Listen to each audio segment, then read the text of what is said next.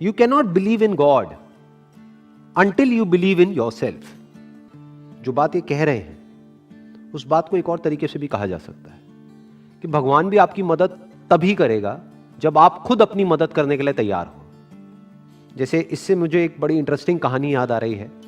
एक बार एक गांव में बाढ़ आ जाती है, तो वहां पर सब लोग डूबने लग जाते हैं, गांव में बहुत बुरा हाल हो जाता है। तो एक आदमी है, उसको तैरना नहीं आता है, वो अपने घर की छत पे जाकर के खड़ा हो जाता है। तो धीरे धीरे पानी बढ़ने लग जाता है। जब पानी उसकी छत तक पहुंच जाता है तो वहां पर एक नाव आती है, एक रेस्क्यू बोट आती है उसको बचाने के लिए।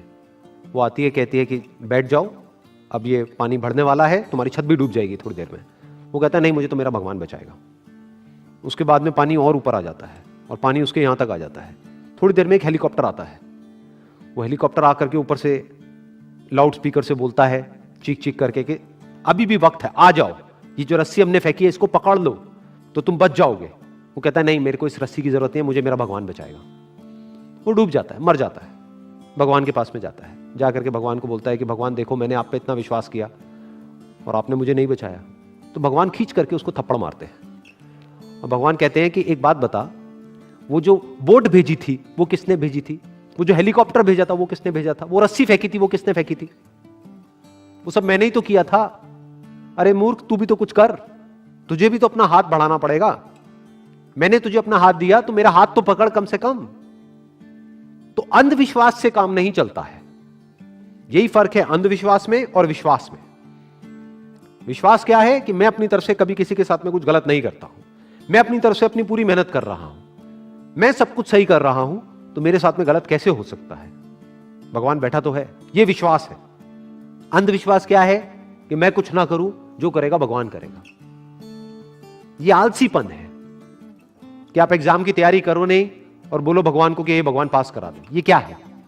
ये सिर्फ आलसीपन ही नहीं है, धोखाधड़ी है कि हे भगवान, ये मैं 11 रुपए का अभी प्रसाद चढ़ा रहा हूं, अगर मैं पास हो गया तो 101 रुपए का चढ़ाऊंगा। मतलब क्या? भगवान को रिश्वत दे रहे हैं और खुद तैयारी करी नहीं है। आप तैयारी करो और आपको कुछ और करने की जरूरत ही नहीं है, बाकी काम भगवान करेगा।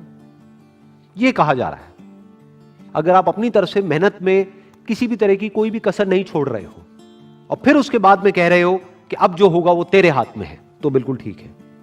लेकिन आप अपना काम नहीं कर रहे हो और कह रहे हो कि सब कुछ तेरे हाथ में है, तो आप चाहते हो कि आपका काम भी कोई और करे, तो ये धोखाधड़ी है।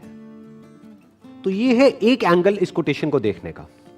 इसका एक और स्टैंड पॉइंट हो सकता है, जिस स्टैंड पॉइंट से स्वामी जी इसके बारे में बात कर रहे हैं। वो क्या है कि आप भगवान को तब तक नहीं जान सकते जब तक कि आप खुद को ना जान जाओ। तब तक भगवान सिर्फ एक कॉन्सेप्ट रहेगा आपके माइंड में, एक आइडिया रहेगा।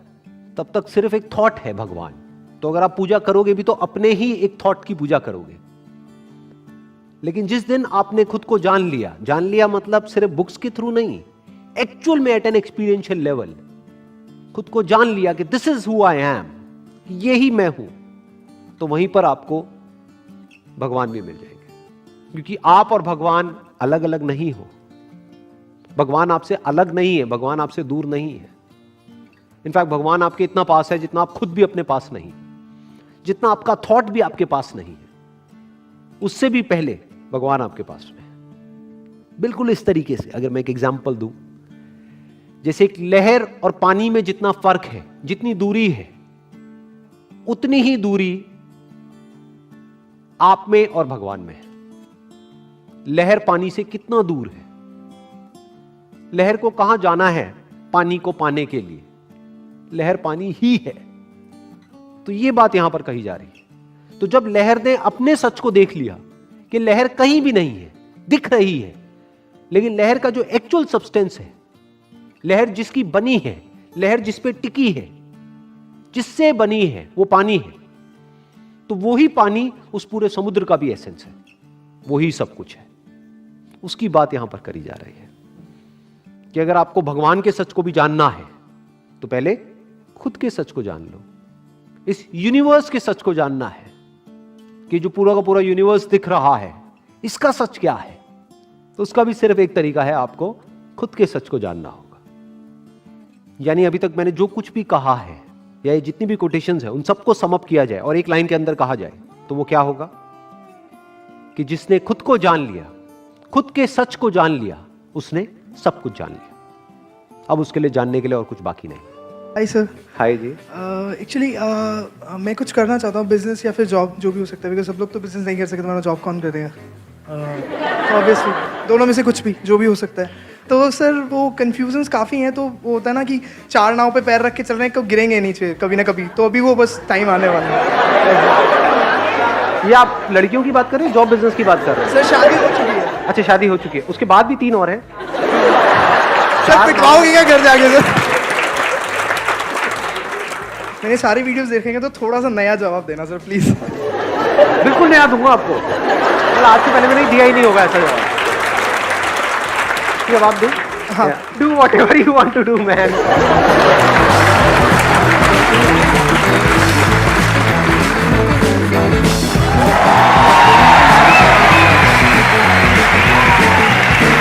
आसान है।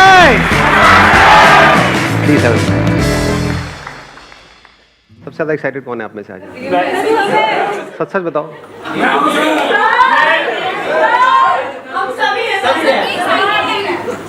पीछे वाले नहीं है?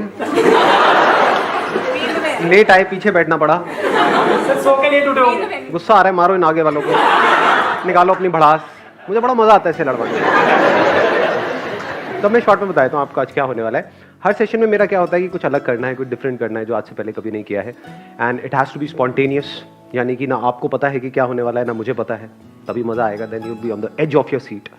सो क्या करेंगे, आप में से जो भी क्वेश्चंस पूछना चाहते हैं वो पूछेंगे, लेकिन मेरे लिए चैलेंज ये है कि I have to give the answer in just 1 line. आप बोलिए। Good morning sir. सर मेरा क्वेश्चन ये है कि प्रोफेशनल और पर्सनल लाइफ में कुछ रोज लोगों से इंटरेक्ट होता है जिनको हम पसंद नहीं है या वो हमें पसंद नहीं करते, तो उनके साथ किस तरीके से डील किया जाए? जो दूर रहो। बट करना पड़ता है, प्रोफेशनल लाइफ में भी पर्सनल रिलेटिव्स भी होते हैं जिनसे बनती नहीं है या जो हमें पसंद नहीं करते हैं। आंसर आ चुका है। ज्यादा कहने से भी कुछ होता तो है नहीं, जिसको समझ आना है उसको एक लाइन में भी आ जाएगा, नहीं आना।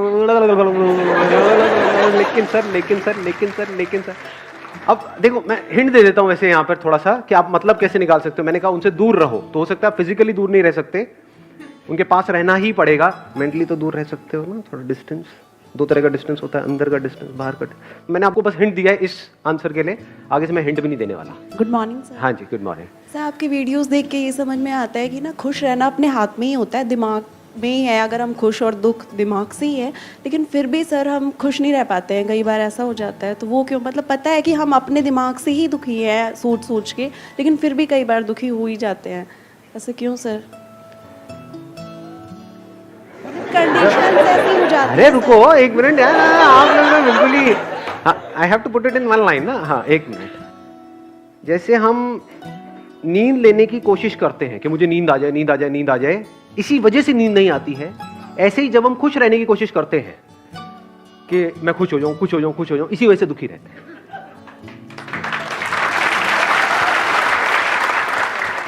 अब थोड़ा दिमाग लगाना है आज के सेशन में, मतलब मैं नहीं लगा रहा आप लोगों के लिए दिमाग, नहीं तो आप कहते हो हाँ अब आगे, हाँ इसका क्या मतलब है। अब दिमाग लगाओ कि क्या मतलब है। बात गहरी है, बट अगर पकड़ पाए तो जीत जाओगे। मतलब अपने एक्सपीरियंस से रिलेट करो।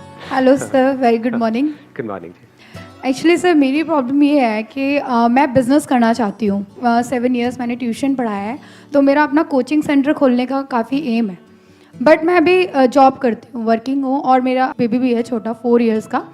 तो बजट की प्रॉब्लम की वजह से मैं जॉब स्विच नहीं कर पा रही हूँ कि अगर मैं जॉब छोड़ दूँगी तो स्कूल फीस और जो घर लिया है वो बजट कैसे कंट्रोल होगा। बस बिजनेस तब नहीं करना चाहिए जब आप करना चाहते हो। बिजनेस तब करना चाहिए जब आप चाह करके भी अपने आप को रोक नहीं पा रहे हो।